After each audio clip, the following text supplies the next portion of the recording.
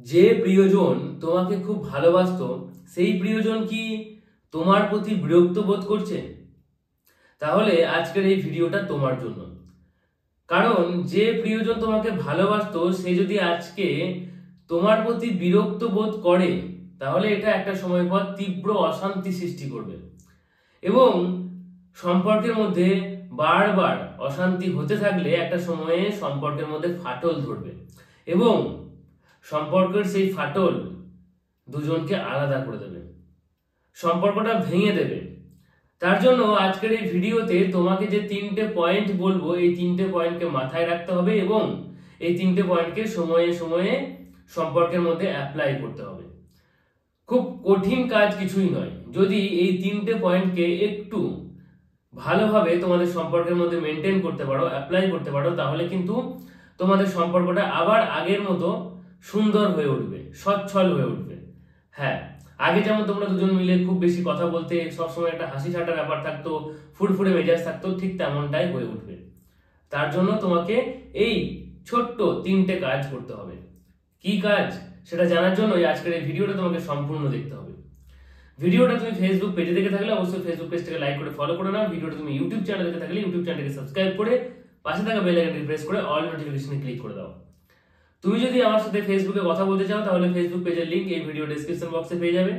তুমি যদি আমার লাইভ সেশন জয়েন করতে চাও তাহলে আমি বলে রাখি, এই চ্যানেলে 2 প্রকারের লাইভ সেশন হয়। একটা ফ্রি লাইভ সেশন যেটা প্রত্যেক রবিবার সন্ধ্যে 7:30টার সময় হয় এবং একটা পেড লাইভ সেশন যেখানে তুমি তোমার পার্সোনাল প্রবলেমগুলো শুধুমাত্র আমাকেই বলতে পারবে। 1-to-1 লাইভ সেশন হবে।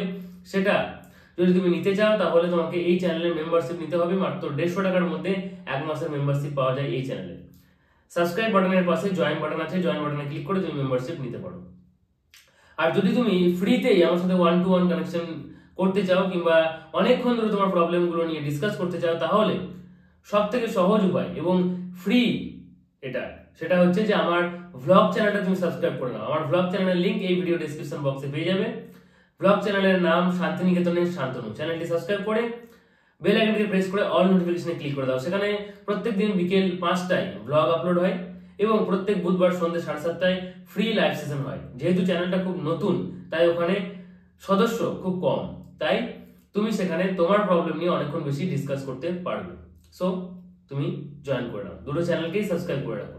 আচ্ছা, ফিরে আসা যাক ভিডিওতে। 3টে কাজ, তার মধ্যে ফার্স্ট যে কাজটা, যেটা ম্যাক্সিমাম ক্ষেত্রে মানুষজন করে থাকে এবং এটা সব থেকে বড় ভুল এবং এই ভুলটার জন্য অনেক সময় সম্পর্ক ভেঙে যায় এবং সম্পর্কের মধ্যে যে সামনের মানুষটা থাকে, যে মানুষটা খুব ভালোবাসছিল, সেই মানুষটাই একটা সময় বিরক্ত হয়ে যায়, সেই মানুষটাই একটা সময় ইনসিকিউরিটিতে ভোগে এবং সে কিন্তু সম্পর্ক ছেড়ে বেরিয়ে যাওয়ার কথা ভাবে। অনেক রিলেশনশিপ এমন হয় যারা সিম্প্যাথি দিয়ে রিলেশনশিপ শুরু করে এবং সারা জীবন সিম্প্যাথি দিতে থাকে এবং এটা সত্যি খুব খারাপ বিষয় এবং এই খারাপ বিষয়টা একটা সময় সম্পর্ক ভেঙে দেয়। সিম্প্যাথি দিয়ে মানে একটু বুঝিয়ে বলি। দেখবে অনেক মানুষ এমন থাকে যারা যখন সম্পর্ক শুরু করে সে তখন বলছে যে আমি কালো বলে তুমি আমাকে ভালোবাসবে না, আমি গরিব বলে তুমি আমাকে ভালোবাসবে না, আমার ঘর নেই বলে তুমি আমাকে ভালোবাসবে না, আমার এটা নেই, আমার সেটা নেই, আমার পাস্ট কিছুটা খারাপ বলে তুমি আমাকে ভালোবাসবে না। এই যে একটা ইমোশনাল ব্ল্যাকমেল বলতে পারো এটাকে।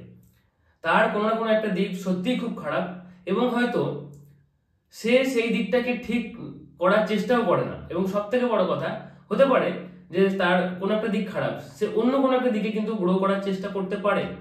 সেটা সে সামনের প্রিয়জনকে বলে না, বরং সেটা বলে যে আমার এটা খারাপ বলে তুমি আমাকে ভালোবাসো না। আচ্ছা, তুমি তাহলে বড়লোকের ছেলেদেরকে ভালোবাসো, বড়লোকের মেয়েদেরকে ভালোবাসো, তুমি ফর্সা সুন্দরী মানুষদেরকে ভালোবাসো, এইভাবে বলে। এবং সামনের মানুষটা যতই হোক সে মানুষ, তাই না? একটা সময়ে সে এটা ভাবে যে হ্যাঁ সত্যিই কি আমি তাহলে স্বার্থপর এবং সে ভালোবাসা শুরু করে এবং এই সম্পর্কটা গিয়ে শেষ হয় যখন তার জন্য ভালো ভালো সম্বন্ধ আসে, সেটা ছেলে হতে পারে, মেয়ে হতে পারে। তখন সে বুঝতে পারে যে নিজের ওয়েটটা কতটা এবং একটা সময় পর সে সম্পর্ক থেকে বেরিয়ে যায়।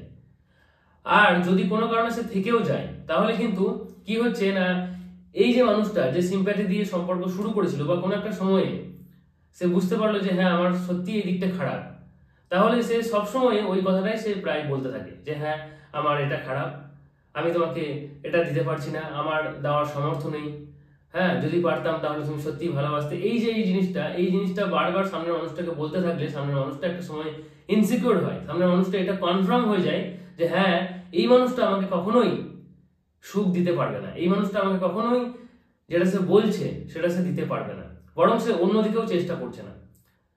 তো যদি তুমি এমন মানুষ হয়ে থাকো তাহলে তোমাকে আমি বলবো যে তোমার যে দিকটা খুব খারাপ, যেটা তুমি পারছো না সেটা বারবার না বলে যেটা তুমি পেরেছো সেটা তুমি বলো। ইভেন তুমি যেটা পারবে, যেটা চেষ্টা করছো সেটা তাকে বলো, তাকে বোঝাও, মাঝে মাঝে অল্প হলেও প্রমাণ দেওয়ার চেষ্টা করো, কিছুটা প্রকাশ করো এবং তাকে বলো যে হ্যাঁ আমি আজকে পারছি না, কালকে তোমাকে ভালো রাখবো, কালকে তোমাকে দেবো। দেখো, এই দেওয়া নেওয়ার প্রসেসটা এই পরিবেশের নিয়ম, এই পরিবেশের মধ্যে, এই বিশ্ব ব্রহ্মাণ্ডের মধ্যে এই নিয়মটাই আছে, দেওয়া নেওয়া। শুধুমাত্র একজন কেউ দেবে না, দিতে পারবে না, দিতে দেওয়া উচিত নয়, এবং কোন একটা মানুষ যে একা শুধুমাত্র নিয়ে যাবে সেটাও উচিত নয়। এই দেওয়া নেওয়ার প্রসেস যতদিন চলবে ততদিনই সম্পর্ক বলো, পরিবেশ বলো, সমাজ বলো, এই বিশ্ব ব্রহ্মাণ্ড সবকিছুই ঠিক থাকবে, আদারওয়াইজ ঠিক থাকবে না। ভগবানকেও কিছু দিতে হয়, তবে ভগবান তোমার দিকে মুখ ফিরিয়ে তাকায়। ভগবানকে কি দেবে? ওই যে নারকেল, ফুল, বাতাসা, ওগুলো না, ওগুলো সবকিছু ভগবানের সৃষ্টি। ভগবানকে দেবে ভক্তি। ভিতর থেকে তুমি যখন ভগবানকে ভক্তি করবে, ভগবান যেটা চায় সেটা তুমি যখন দেবে, তখন ভগবান রিয়েলাইজ করবে যে হ্যাঁ সত্যিই তুমি তার ভক্ত কিনা, তখন ভগবান তোমাকে দেবে। তুমি ভগবানকে দিলে ভক্তি এবং ভগবান তোমাকে দেবে তুমি যেটা চাইছো। ভগবান তোমার উপরে কৃপা করবে। কৃপা কথার অর্থ করে পা, অর্থাৎ করবে তুমি আগে, তারপরে তুমি পাবে। বোঝা যাচ্ছে?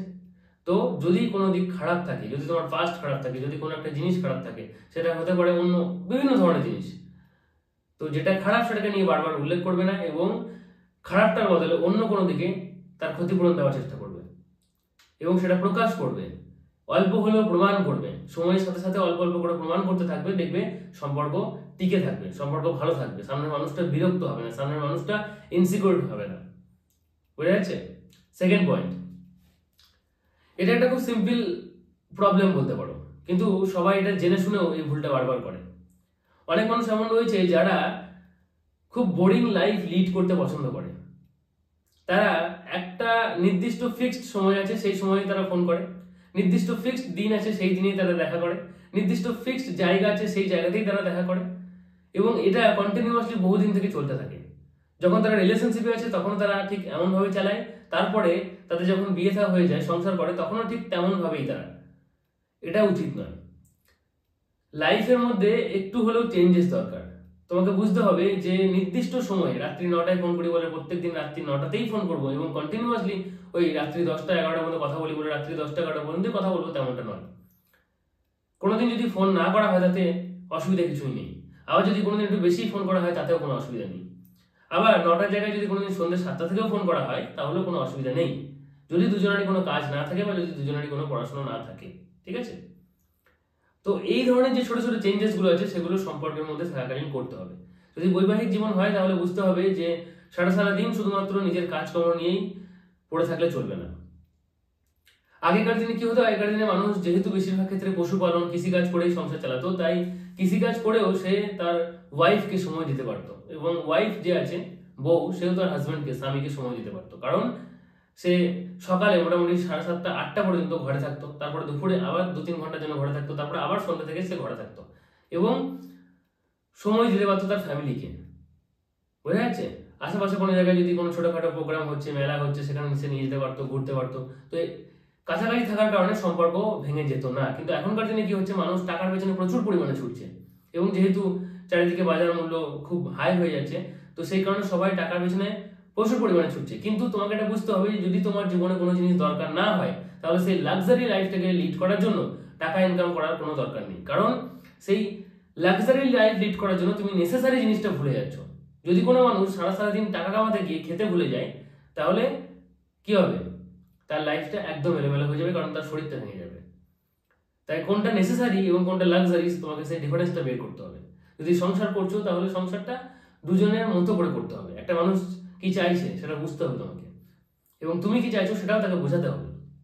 এবং মাঝে মাঝে তুমি কোথাও ঘুরতে গেলে, কোথাও একসাথে বসে গল্প করলে, কোনোদিন হয়তো বাইরে খেলে, কোনোদিন হয়তো একসাথে সময় কাটানোর চেষ্টা করলে, একসাথে বসে মুভি দেখলে, অনেকটা সময় গল্প করলে, এইভাবেই সময়টা কাটাতে হবে। এবং এই ধরনের ছোট ছোট চেঞ্জেস গুলোই তোমার সম্পর্কের মধ্যে একটা সুন্দর সিচুয়েশন তৈরি করবে, সচ্ছল করবে তোমাদের সম্পর্কটাকে। বোরিং লাইফ লিড করলে কিন্তু সম্পর্ক বলো বা অন্যান্য জিনিস সবকিছুর মধ্যেই একটা বিরক্তিকর ভাব চলে আসবে, যেটা বুঝতে হবে। থার্ড পয়েন্ট, যদি প্রিয়জন একটু বেশি বিরক্ত হয়ে গেছে, যদি সম্পর্কের মধ্যে একটু ফাটল ধরেই গেছে, তাহলে তাকে সাহস করে একটু ছাড় দিতে হবে, একটু স্পেস দিতে হবে। অনেক সময় কি হয়, যে মানুষটা খুব বেশি ভালোবাসে সেই মানুষটা সামনের মানুষটাকে এতটাই বেশি ভালোবাসে যে তাকে জড়িয়ে ধরে আঁকড়ে ধরে বাঁচার চেষ্টা করে। সে মনে মনে একটা ভয় পায় যে যদি আমি তাকে ছেড়ে দিই তাহলে সামনের মানুষটা অন্য কোথাও চলে যাবে, অন্য কারোর হয়ে যাবে, এবং এই ভয়ে সে তাকে এতটাই বেশি জড়িয়ে ধরে, এতটাই বেশি আঁকড়ে ধরে যে সে বিরক্ত হয়ে যায়, তার দম বন্ধ হয়ে যায়। তাই এতটা পজিটিভনেস কখনোই ভালো নয়, শুধু সম্পর্কের জন্য নয়, কোনো বিষয়েই অতিরিক্ত কিছু ভালো নয়, আবার খুব কমও ভালো নয়। যখন তুমি লাইফটাকে বুঝতে শিখবে তখন তুমি একটাই বিষয় বুঝবে যে লাইফ মানে ব্যালেন্স করা, অতিরিক্ত নয় অতি কমও নয়, মাঝামাঝি একটা জায়গায় সারা জীবনের জন্য থেকে যাওয়া। এবার সম্পর্কটা যেহেতু লাইফেরই পার্ট, তাই না, রিলেশন লাভ এগুলো লাইফেরই একটা পার্ট, তাই এখানেও তোমাকে অতিরিক্ত বা অতি কম করলে চলবে না, মাঝামাঝি একটা জায়গায় থাকতে হবে। পজিটিভ হলে চলবে না, আঁকড়ে ধরে বাঁচা যায়, কিন্তু কাউকে যদি তুমি আষ্টে পিষ্টে আঁকড়ে ধরো তাহলে কিন্তু তার কোমরটা ভেঙে যাবে, এটা তোমাকে বুঝতে হবে, তাই না? তাই অতিরিক্ত পজিটিভনেস কখনোই ভালো নয়। যদি দেখো যে সামনের মানুষটা সত্যিই খুব বিরক্ত হয়ে গেছে, সামনের মানুষটা একেবারেই তোমাকে ফোন করছে না, তোমার ফোন রিসিভ করছে না, মেসেজ করছে না, সোশ্যাল মিডিয়ায় তোমাকে ব্লক করে দিচ্ছে, সে বিরক্ত হয়ে যাচ্ছে, চিৎকার করে তোমাকে বলছে যে আমাকে ছেড়ে দাও, তাহলে তাকে স্পেস দাও, ছেড়ে দাও। ছেড়ে দিয়েই দেখো সে ঘুরে আসছে কিনা। যদি সে ঘুরে আসে তাহলে ভালোবাসে অবভিয়াসলি, আর যদি সে একেবারেই ঘুরে আসতে চাইছে না তাহলে তাকে তার মতো করে থাকতে দাও, কারণ ভালোবাসার অর্থই হচ্ছে ভালো রাখা। যদি সামনের মানুষটা তোমার কাছে ভালো নেই তাহলে সামনের মানুষটা যেখানে ভালো আছে সেখানেই ভালো থাকুক, আর তুমি এটা ভেবে ভালো থাকো যে তুমি ভালোবেসেছিলে ভালো রাখার জন্য, কিন্তু সে ভালো থাকতে চায়নি, সে অন্য কোথাও ভালো থাকছে, ওভারঅল সে ভালো আছে বাস। এখন দেখবে তুমিও হয়তো অন্য কারো কাছে ভালো থাকতে পারবে। বিষয়টা আমি খুব সহজভাবে বললাম বলে এটা ভেবো না যে আমি এটাকে খুব সহজভাবে মেনে নিই। হ্যাঁ, যে মানুষটা ভালোবাসে সে মানুষটার কষ্ট হয়, সে মানুষটার কষ্ট হবে, পৃথিবীতে এই ধরনের মানুষটা কষ্ট পাবেই, কিন্তু তার মানে এই নয় যে সে সারা জীবনের জন্য কষ্ট পাবে। শরীরের ঘায়ের মতো মনের ঘাও একদিন শুকিয়ে যায়, তাই তাকে স্পেস দাও, তাকে ছাড় দাও। দেখো সে তার বিরক্তির ভাবটা কাটিয়ে উঠতে পারছে কিনা। কিছুদিন ফোন করা বন্ধ করো, কিছুদিন তাকে বিরক্ত করা বন্ধ করো, তাকে জানানো বন্ধ করো সে কোথায় যাচ্ছে, কি খাচ্ছে, খেয়েছে কিনা, ফোন করছে না কেন, ঝগড়া করা এইসব নিয়ে বন্ধ করো। স্পেস দিয়ে দেখো সে ঘুরে আসছে কিনা। যদি সে ভালোবাসে তাহলে সে অবভিয়াসলি ঘুরে আসবে, এবং সেটা খুব কম সময়ের মধ্যে, 4-5 দিন 7 দিন যদি কথা বন্ধ থাকে তাহলে সে নিজে থেকে ফোন করবে। তো এই 3টে পয়েন্ট একটু মাথায় রাখো, এই 3টে পয়েন্টের মাধ্যমে তুমি তোমার সম্পর্কটাকে সচ্ছল রাখতে পারবে, সুন্দর করতে পারবে। এই বিষয়ে তোমার কোনো মতামত থাকলে নিচে কমেন্টে অবশ্যই জানাও, কোনো প্রশ্ন থাকলে নিচে কমেন্ট করতে পারো। ফ্রি লাইভ সেশনগুলো জয়েন করার জন্য এই চ্যানেলটি এবং আমার ব্লগ চ্যানেল শান্তিনিকেতনের শান্তনু চ্যানেলটি সাবস্ক্রাইব করে রাখো। শান্তিনিকেতনের শান্তনু চ্যানেলে ফ্রি লাইভ সেশন হয় প্রত্যেক বুধবার সন্ধ্যে 7:30, এবং এই চ্যানেলে ফ্রি লাইভ সেশন হয় প্রত্যেক রবিবার সন্ধ্যে 7:30। চ্যানেলটি এখন সাবস্ক্রাইব করে না থাকলে চ্যানেলটি সাবস্ক্রাইব করে নাও। আজকের মতো এটুকুই, tata, take care, thank you, ভালো থেকো, ভালো রেখো।